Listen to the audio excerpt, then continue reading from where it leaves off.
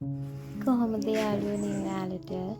ඉතින් අදත් මම අරගෙන ආවා කෑම හදන වීඩියෝ එකක්. මම හරි ආසාවෙන් තමයි ඒ දේවල් හදන ගමන් වීඩියෝ කරලා YouTube එකට දාන්නේ.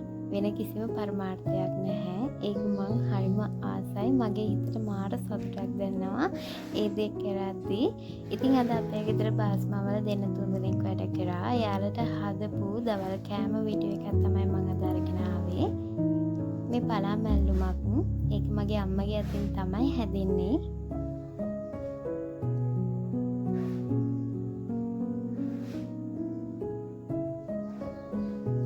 අම්මයි රාජකාරිය බාරගත්තේ මොකද පලාලි ඇති ගොඩක් හීනියට එක ලියන්න ඕන. පියත් හොඳට මැදලා තියෙන්නේ. ඒ නිසා අම්ම කිව්වා මම පලා මැල්ලුම හදන්නම් අත බය නිසා කියලා. අම්මලා ඉතින් කොහොමත් එහෙමනේ.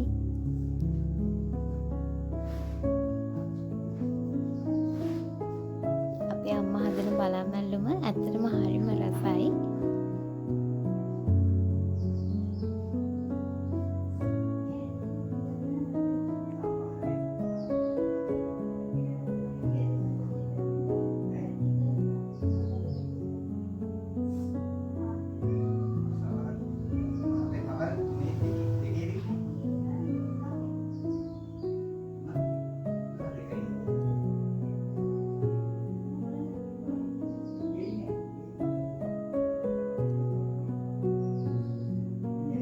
මේකට කහ කුඩු ලුණු හැමදේම එකතු කරලා මේ විදිහට අතින් පොඩි කරනවා. අතින් පොඩි කරද්දී මේක හරිම රසයි මේ පලා මැල්ලුම. කැත හිතන්න එපා.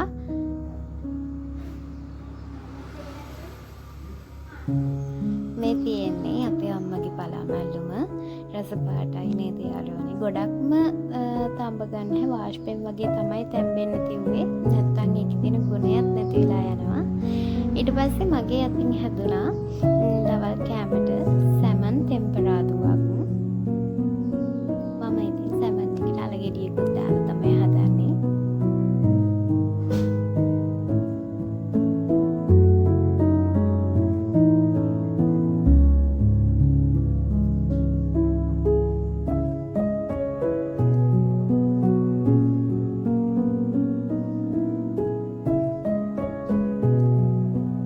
කොච්චර හොඳට කැපෙන පිහි තිබුණත් මම හරිම ආසයි මේ පිහියෙන් කපන්න, මේ පිහියෙන් වැඩ කරන්න. ඒක අතට හරිම උරුබූටි. අමාරුයි එකකින් කපන්න ඇත්තටම. මේ වගේ අල කපද්දි මේකෙන් කපන්න අමාරුයි. ඒ වුණාට මට හිතෙන්නේ මේකෙන් කපන්න ඕනේ කියලා. මම ඉස්සෙල්ලම අල ටික බැද ගන්නවා.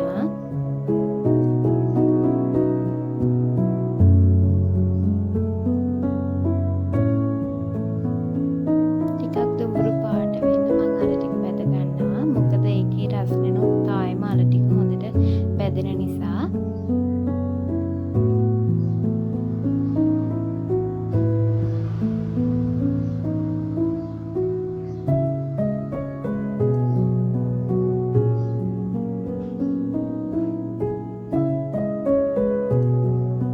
අල ටික නම් ඔය බැදුන ඇති.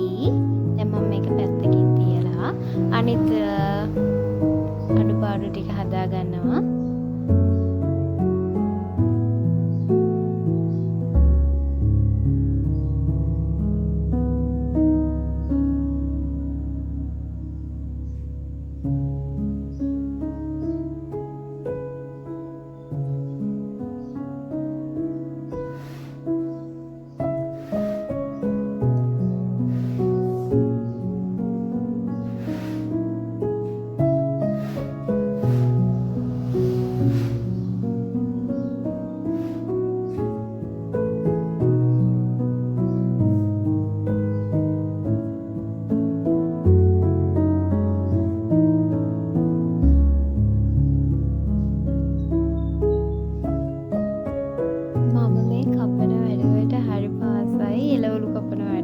ගොඩක් මාසෙම ලුණු කපන්න. ඒක හිත ලුණු ගෙඩි තුනම මම ගත්තා.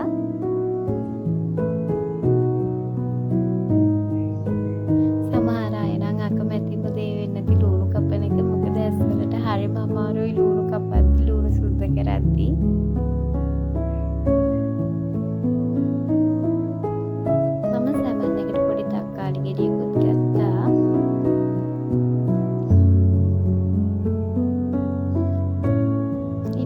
මම ආයෙම තෙල් පොඩ්ඩක් ලිපේ තියලා සුදු ලුණු,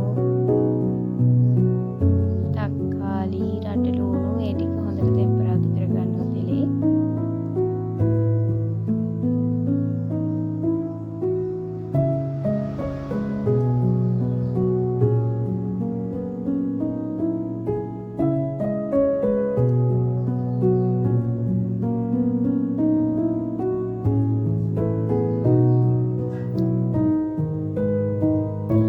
විදිහට පිංගාන ලං කරලා ලුණු දාද්දි අතට ගොඩක් රස්නේ වදිනවා. අනේ යාළුවනේ අපිට ගෑස් නැහැ දැන් සති දෙක තුනක ඉඳලා. ඉතින් දරලිපේ තමයි හදන්නේ කෑම. දරලිපේ හදද්දි කෑම ගොඩක් රසයි. ඒ වුණාට අර අත්ත ලං වෙද්දි ගින්දර වදිනවා අතට. ඒක නිසා මම තීරණය කරා ලුණු ටික අතින්ම අරගෙන තාච්චියට දාන්න ඕනේ කියලා.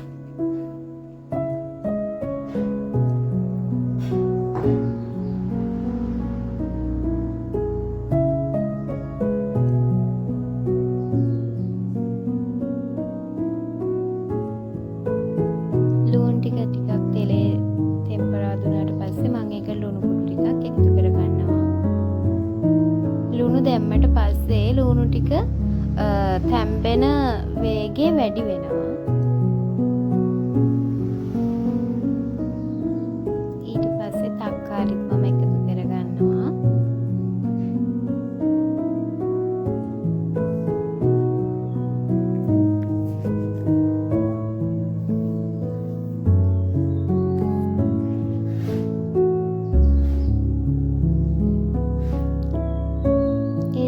ටෙම්පරාදු වුණාට පස්සේ මම අර වැදගෙන පැත්තකට කර දීපු අල ටිකත් ඒකට දාලා එකතු කරගෙන කවරක් කරගන්නවා.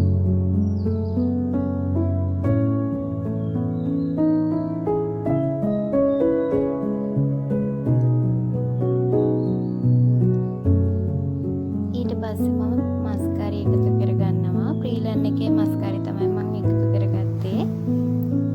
මිරිස් කුඩු ටිකක්,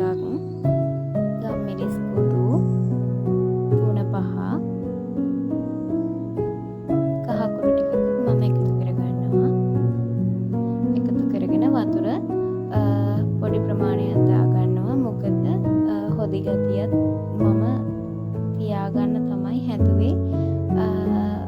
සැමන් එක හින්දවලම ටෙම්පරාදුවට නෙමෙයි, නිකන් අර තෙතමනයක් තියෙන විදිහට.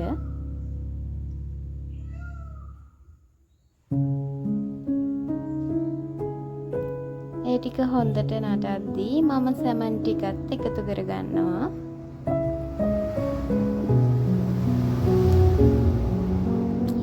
කවලම් කරගන්නවා, නැත්නම් සමන් ගොඩක් කුඩු වෙන්න බලන නිසා.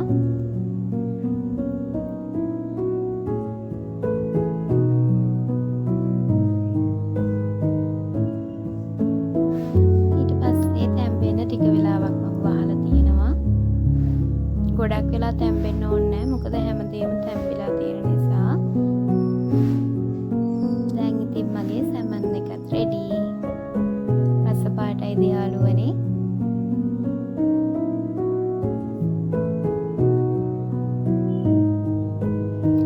ඊළඟට මම හදන්න හැදුවේ පරිප්පුවක්.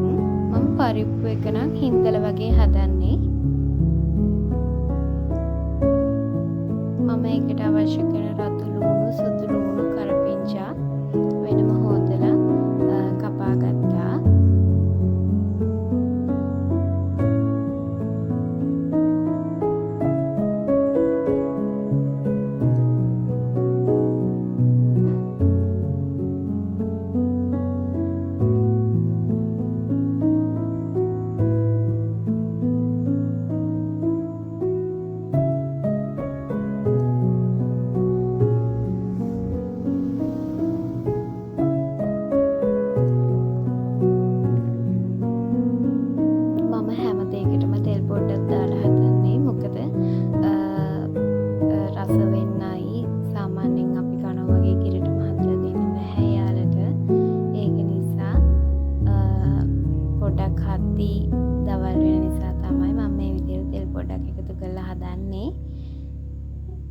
මම ඒකට රතු ලූණු සුදු ලූණු කරපිංච දාලා තෙල් පොඩ්ඩක් දාලා ඒක ටෙම්පරාදු කරගන්නවා.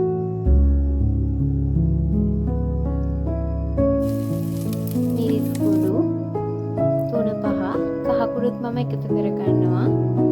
ඊට පස්සේ මම හොදලා තියාගත්ත පරිප්පු ටික වතුරත් එක්ක එකතු කරගන්නවා.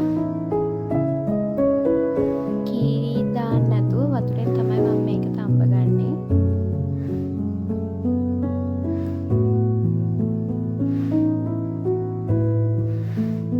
දැන් නම් පරිප්පු එක හොඳට තැම්බුණා. තැම්බුණාට පස්සේ මම මේකට මිටි කිරි බොහොම පොඩි ප්‍රමාණයක් එකතු කරගන්නවා. මොකද මම මේක හින්දලා හදන්නේ. හින්දලා හදාගන්න පරිප්පු එකක්.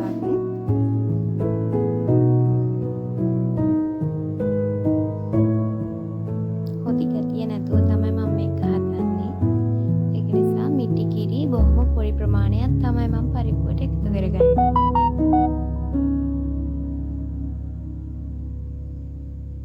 ඔන්න ඉතින් මගේ පරිප්පුවත් දැන් රෙඩි.